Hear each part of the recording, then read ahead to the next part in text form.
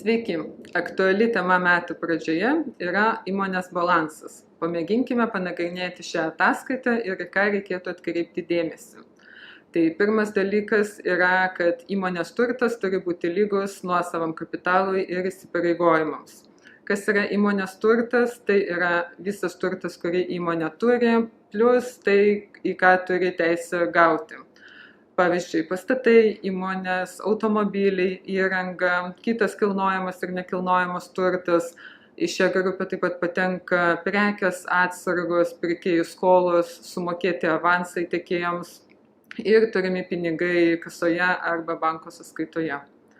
Įmonės nuosavas kapitalas tai yra įstatinis kapitalas arba savininkų įnašai, sudaryti rezervai, pelnas arba nuostolis už visą įmonės gyvavimo laikotarpį.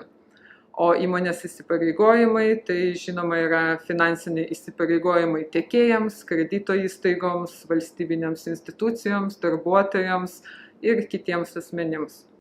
Labai svarbu atkreipti dėmesį į nuosavo kapitalo sumos eilutę. Jeigu ši suma yra mažesnė negu pusė įstatinio kapitalo, įmonės savininkams tai rimtas signalas imtis veiksmų ir, pavyzdžiui, sušaukti akcininkų arba narių susirinkimą ir ieškoti sprendimo. Vienas iš sprendimų yra susidariusi nuostolį padengti savo įnašais. Antras dalykas tai yra klaidinančiai vadovai galvoja, kad įmonės pelnas yra lygus įmonėms turimiems pinigams banko sąskaitoje.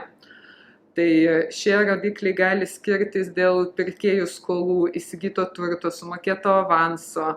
Tai pavyzdžiui, jeigu įmonė uždirba 50 000 pelno, bet jos sąskaitoje yra suma mažesnė, tai gali būti dėl to, kad pirkėjai dar skolingi už prekes ir paslaugas. Įmonė įsigijo turto ar prekių, kurių dar nepardavė.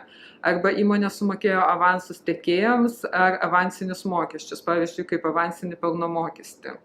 Arba atvirkštinė situacija, kai įmonė uždirba 50 000 pelno, o jos sąskaitoje yra didesnė suma. Tai gali būti dėl to, kad įmonė turi skolų tiekėjams už pirktas prekes ar paslaugas, įmonė turi paskolą, kurią grąžys po tam tikro laiko, arba įmonė gavo iš pirkėjų avansinius mokėjimus. Trečias dalykas, į ką reikėtų atkreipti dėmesį, tai prie įmonės įsipareigojimų yra matomos skolos. Tai dažnai vadovai sako, kad yra viską atsiskaitę ir jokių skolų įmonė neturi. Tai taip gali būti dėl to, kad skolų ataskaita yra metų pabaigai. Tai yra gruodžio 31 dienai, jeigu kalendoriniai metai sutampa su finansiniais metais. Tai pavyzdžiui, jūs gavote sąskaitą sausio 10 dieną už komunalinės paslaugos, kurioje yra nurodyta gruodžio mėnesio data. Aišku, už tą sąskaitą jūs apmokėsit sausio mėnesį ir tai yra einamoji skola, kuri bus matoma jūsų balanse. Svarbi eilutė prie įsipareigojimų taip pat yra atostogų kaupiniai. Ši suma yra už darbuotojų nepanaudotas atostogas. Ji parodo, kiek įmoniai kainuotų išmokėti darbuotojai ir mokesčių valstybei, jeigu darbuotojas išeitų paskutinę metų dieną.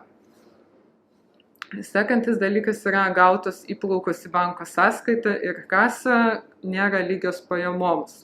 Dauguma galvoja, kad tiek, kiek gavo į sąskaitą pinigų, tiek ir yra pajamų įmonės. Tai taip nėra, kadangi pajamos yra pripažįstamas tada, kai jos yra uždirbamos. Tai jeigu jūs gruodį suteikėt paslaugų, už kurias jums sumokės tik sausį klientas, tai pinigus gausit sausį, o pajamos jau skaitysis praeitų metų gruodį. Todėl pajamos gali būti kur kas didesnės nei gautos įplaukos į jūsų banko sąskaitą. Sekantis dalykas yra sumokėti pinigai ir nupirktas turtas nėra sąnaudos.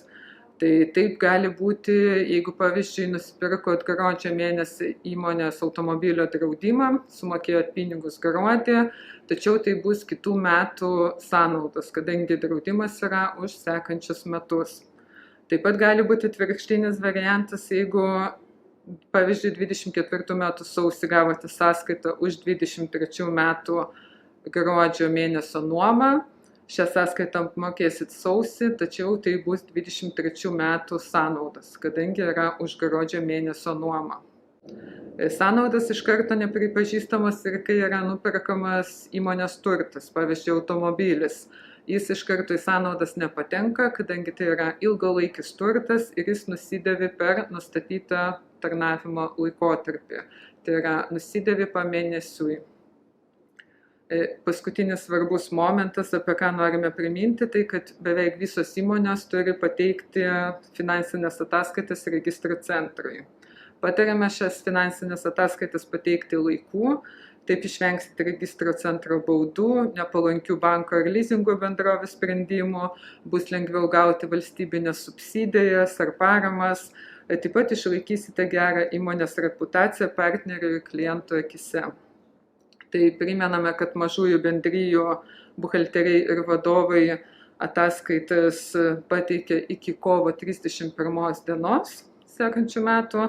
Uždarųjų akcinių bendrovių, viešųjų įstaigų atstovai ataskaitas turi pasirašyti ir patvirtinti per 4 mėnesius nuo finansinių metų pabaigos ir pateikti registrų centrai per 30 dienų nuo patvirtinimo datos.